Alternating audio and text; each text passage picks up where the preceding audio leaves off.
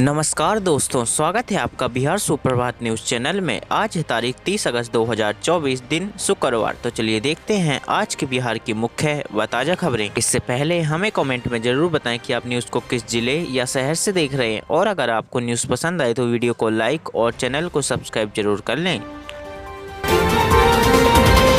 बिहार आरक्षण कानून और जाति जनगणना के लिए सड़क पर उतरेंगे तेजस्वी, 1 सितंबर को आरजेडी का प्रदर्शन होगा।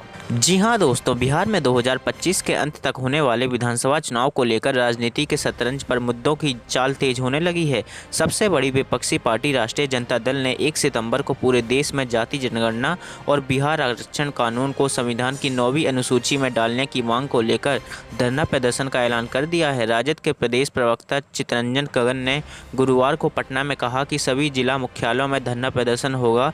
प्रवक्ता ने कहा कि नेता प्रतिपक्ष और पूर्व डिप्टी सीएम तेजस्वी यादव पटना में आयोजित प्रदर्शन में शामिल होंगे। नीतीश जब तक जिंदा रहेंगे मुख्यमंत्री रहेंगे। लालू तेजस्वी को 2025 में 7 से 8 सीटें मिलेंगी, अनंत सिंह ने कहा। पूर्व विधायक अनंत सिंह ने पटना में पत्रकारों से बातचीत में बड़ी बात कही है। अनंत सिंह ने कहा कि जब तक नीतीश कुमार जिंदा हैं वो तब तक मुख्यमंत्री बने रहेंगे। इसी के साथ अनंत सिंह ने अपने विरोधियों पर भी निशाना साधा है। अनंत सिंह ने कहा कि 2025 में लालू तेजस्वी को 7 से 8 सीटें ही मिलेंगी। दरअसल बिहार के बाहुबली नेता कहे जाने वाले अनंत सिंह की कल एक मामले में एमपी एमएलए कोर्ट में पेशी थी। इस पेशी के बाद अनंत सिंह ने पत्रकारों से बातचीत की है। अपने चिर परिचित अंदाज में अनंत सिंह ने विरोधियों पर भी निशाना साधा। अनंत सिंह ने कहा कि लालू यादव घोटाले में जेल गए थे, जनता सब जानती है। अनंत सिंह ने कहा कि 2025 के चुनाव में राजद 7 से 8 सीट पर ही रहेगी। सरकारी जमीन पर अतिक्रमण कर किया है कब्जा, तो सर्वे के बाद होगा क्या, जान लीजिए आज। बिहार में चल रहे विशेष भूमि सर्वेक्षण के बाद सरकारी जमीनों पर सालों से अतिक्रमण और अवैध कब्जा करके बैठे लोगों के खिलाफ कार्रवाई होने वाली है। पूर्णिया समेत अन्य जिलों में कई सरकारी और गैर सरकारी संस्थाओं की जमीन पर समय के साथ अतिक्रमण हो गया।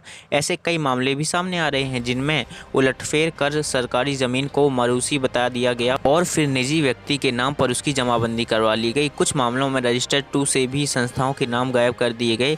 उदाहरण के लिए पूर्णिया जिला परिषद के पास लगभग 2000 एकड़ की जमीन है, मगर इसके अधिकार हिस्से पर अतिक्रमण हो गया है। अब इस सरकारी जमीन पर सर्वे के दौरान मापी की जाएगी तो कर्मियों को स्थानीय स्तर पर विरोध और अन्य दिक्कतों का सामना भी करना पड़ सकता है। मिस्टेक हो गया, माफ कर दीजिए, दिल्ली पुलिस को क्यों मांगनी पड़ी माफी, बिहार में बड़े बंधक। दरअसल बिहार में एक केस से जुड़े आरोपी को गिरफ्तार करने आई दिल्ली पुलिस की टीम को लोगों ने बंदी बना लिया। इस बात की सूचना जब स्थानीय पुलिस को लगी तो उनके कान खड़े हो गए। दिल्ली पुलिस को माफी मांगनी पड़ी, तब जाकर लोगों ने उन्हें आजाद किया। पूरा मामला पूर्णिया जिले का है। दरअसल पूर्णिया के कस्बा इलाके में छापेमारी के लिए पहुंची दिल्ली पुलिस गलतफहमी का शिकार हो गई, जिसके कारण दिल्ली पुलिस को भारी फजीयत झेलनी पड़ी। नौबत यह आ गई कि उसे अपनी गलती के लिए माफीनामा तक देना पड़ गया। दरअसल एक मामले के जिस आरोपी को दिल्ली पुलिस पकड़ने आई थी, पुलिस उसके घर की बजाय दूसरे व्यक्ति के घर में घुस गई, जिसके बाद घर के लोगों ने सभी पुलिसकर्मियों को पकड़ लिया और हंगामा मचाने लगी। दिल्ली पुलिस की टीम ने जब माफी मांगी तब लोगों को गुस्सा शांत हुआ। बिहार में अब जुटेंगे राष्ट्रीय और अंतर्राष्ट्रीय खिलाड़ी। सीएम नीतीश ने राजगीर में खेल अकादमी का किया उद्घाटन। जी हां दोस्तों, मुख्यमंत्री नीतीश कुमार ने कल नालंदा के राजगीर खेल परिसर पहुंचकर राज्य खेल अकादमी और बिहार खेल विश्वविद्यालय का उद्घाटन किया। इस अवसर पर प्रेक्षागृह में आयोजित कार्यक्रम में मुख्यमंत्री ने खेल के क्षेत्र में राज्य के 9 अंतर्राष्ट्रीय पदक विजेताओं को सम्मानित किया। राष्ट्रीय खेल दिवस के अवसर पर Olympic games, Asian games, senior Asian championship में पदक विजेता सहभागी खिलाड़ियों और प्रशिक्षकों को सम्मान प्रदान किया। राष्ट्रीय खेल दिवस के अवसर पर आयोजित कार्यक्रम में मुख्यमंत्री ने हॉकी के जादूगर पद्म भूषण मेजर ध्यानचंद के चित्र पर पुष्प अर्पित कर उन्हें श्रद्धांजलि दी। प्रशांत किशोर का दावा, 10 साल में जिनको सलाह दी उनमें कई सीएम और पीएम बने। बिहार विधानसभा चुनाव में 40 महिलाओं की जीत का भरोसा। बिहार में प्रशांत किशोर ने महिलाओं से बड़ा वादा किया है। उन्होंने कहा कि अगले साल होने वाले विधानसभा चुनाव में वो 40 महिलाओं को जिताकर विधानसभा भेजेंगे। पटना में जन सुराज के कार्यक्रम में प्रशांत किशोर ने हजारों महिलाओं को संबोधित किया। उन्होंने कहा कि वो अब तक दूसरों को राजा बनाते रहे हैं, लेकिन अब बिहार की जनता को राजा बनाएंगे। पीके ने कहा कि महिलाओं ने उन्हें राखी बांधकर भाई बनाया है, इसलिए वो उनसे वादा करते हैं कि उन्हें गरीबी से बाहर निकालेंगे, उनके बच्चों और पति का पलायन रोकेंगे, साथ ही खुद का व्यवसाय करने के लिए सस्ते ब्याज पर कर्ज भी देंगे।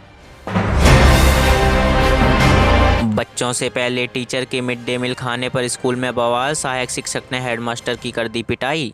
बिहार के पश्चिमी चंपारण जिले में गुरुवार को एक सरकारी स्कूल में मिड डे मील को लेकर जवाब तलब हो गया। शिक्षकों के बच्चों से पहले ही मिड डे मील खाने पर हेडमास्टर ने आपत्ति जताई है। इस पर एक सहायक शिक्षक भड़क गया और उसने बच्चों के सामने ही हेडमास्टर की पिटाई कर दी।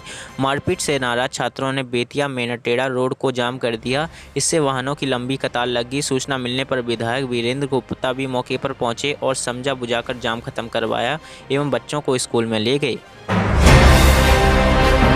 नीलामी से होती है IAS IPS की ट्रांसफर पोस्टिंग, तेजस्वी का नीतीश सरकार पर बड़ा हमला। राजद नेता और बिहार के नेता प्रतिपक्ष तेजस्वी यादव ने नीतीश सरकार पर बड़ा हमला बोला है। पटना में मीडिया से बातचीत में तेजस्वी यादव ने कहा कि राज्य में IAS और IPS अफसरों की ट्रांसफर पोस्टिंग नीलामी के जरिए की जाती है। तेजस्वी यादव ने कहा कि यह बात किसी से छिपी नहीं है और इसलिए ईमानदार अफसर यहाँ नहीं रहना चाहते। जब तेजस्वी यादव से पूछा गया कि बिहार के DGP यहाँ से चले गए हैं, तब इस पर तेजस्वी यादव ने कहा कि कोई यहाँ रहना कहाँ चाहता है। अच्छे से अच्छे अधिकारी तो यहाँ रहना नहीं चाहते, अभी उनका कार्यकाल बाकी था। बिहार बीजेपी अध्यक्ष दिलीप जायसवाल को वाई+ सिक्योरिटी, IB रिपोर्ट के बाद बड़ी सुरक्षा। बिहार में भारतीय जनता पार्टी के प्रदेश अध्यक्ष दिलीप जायसवाल की सुरक्षा बढ़ गई है। केंद्रीय गृह मंत्रालय की तरफ से उन्हें वाई+ श्रेणी की सुरक्षा दी गई है। इसके बाद बीजेपी नेता एवं नीतीश सरकार में मंत्री दिलीप जायसवाल की सुरक्षा में CISF के जवान तैनात रहेंगे। गुरुवार को मिली जानकारी के अनुसार जायसवाल को इंटेलिजेंस ब्यूरो की थ्रेड रिपोर्ट के आधार पर यह सुरक्षा दी गई है। 12 सितंबर को मां मुंडेश्वरी का दर्शन करेंगे नीतीश कुमार। जानिए भभुआ में CM के दौरे का पूरा डिटेल। जी हां दोस्तों, मुख्यमंत्री नीतीश कुमार की कैमूर यात्रा 12 सितंबर को संभावित है। जिला प्रशासन से मिली जानकारी के अनुसार मुख्यमंत्री देश के प्राचीनतम शक्तिपीठ मां मुंडेश्वरी धाम परिसर में वन विभाग द्वारा निर्मित मां मुंडेश्वरी वन्य प्राणी पार्क तथा नुआ प्रखंड में स्थित तियरा पंप कैनाल का उद्घाटन करेंगे। प्रशासनिक सूत्रों की माने तो कैमूर आगमन पर CM अन्य कई महत्वपूर्ण योजनाओं का उद्घाटन एवं शिलान्यास भी कर सकते हैं। गया में औद्योगिक पार्क बनने से उद्योग के नक्शे पर चमकेगा बिहार, मोदी सरकार का बड़ा तोहफा। बिहार के गया में राज्य के सबसे बड़े औद्योगिक पार्क का रास्ता साफ हो गया है। इसे जिले के डोभी भी बनाया जा रहा है। नरेंद्र मोदी मंत्रिमंडल ने इनके निर्माण को हरी झंडी दिखाते हुए राशि की मंजूरी दी है। यह अमृतसर कोलकाता कॉरिडोर का हिस्सा होगा। इसके बनने के बाद गया पूर्वी भारत के औद्योगिक केंद्र के रूप में विकसित होगा। औद्योगिक पार्क बनने से उद्योग के नक्शे पर बिहार का नाम चमकेगा। विरासत भी विकास भी की तर्ज पर इसे विकसित किया जाएगा। अमृतसर कोलकाता कॉरिडोर का हिस्सा होने के चलते डोभी में औद्योगिक केंद्र बनने से राज्य में उद्योग के विकास को गति मिलेगी। केंद्रीय मंत्री JP नड्डा 6 सितंबर को आएंगे बिहार। 6 दिनों के दौरे पर 4 अस्पताल का करेंगे उद्घाटन। नरेंद्र मोदी सरकार के स्वास्थ्य मंत्री JP नड्डा बिहार आ रहे हैं। केंद्रीय मंत्री 6 सितंबर को बिहार पहुंचेंगे। वे अपने 2 दिवसीय सरकारी दौरे पर बिहार आ रहे हैं। बिहार भ्रमण के दौरान JP नड्डा IGMC नेत्र अस्पताल सहित 4 मेडिकल कॉलेज अस्पताल के सुपर स्पेशलिस्ट ब्लॉक का उद्घाटन करेंगे। इसके अलावा वे अन्य कार्यक्रमों में भी भाग ले सकते हैं। केंद्रीय मंत्री के बिहार आगमन को लेकर आवश्यक तैयारी की जा रही हैं। ममता बनर्जी पर भड़के गिरिराज सिंह, केंद्रीय मंत्री ने कांग्रेस और RJD को भी नहीं छोड़ा। केंद्रीय मंत्री गिरिराज सिंह ने बंगाल की मुख्यमंत्री ममता बनर्जी पर जमकर हमला किया है। गिरिराज सिंह ने कहा कि बंगाल में ममता बनर्जी हार चुकी हैं, इसलिए वो अलोकतांत्रिक भाषा बोल रही हैं, संदीप ढांचा को तोड़ रही हैं। गिरिराज सिंह ने कहा कि लालू यादव हो, तेजस्वी यादव हो, राहुल गांधी हो, इनके लिए बेटियों का बलात्कार बंगाल में नहीं दिखता, ये ममता बनर्जी के साथ दिखते हैं। अमित शाह से मुलाकात के बाद पशुपति पारस का बड़ा बयान, बोले गृह मंत्री। राष्ट्रीय लोक जनशक्ति पार्टी के राष्ट्रीय अध्यक्ष और पूर्व केंद्रीय मंत्री पशुपति कुमार पारस ने बीते सोमवार को दिल्ली में गृह मंत्री अमित शाह से मुलाकात की थी। अब पशुपति पारस ने इस मुलाकात के बाद बड़ा बयान दिया है। पशुपति पारस ने कहा कि अच्छे समय के इंतजार में हूँ।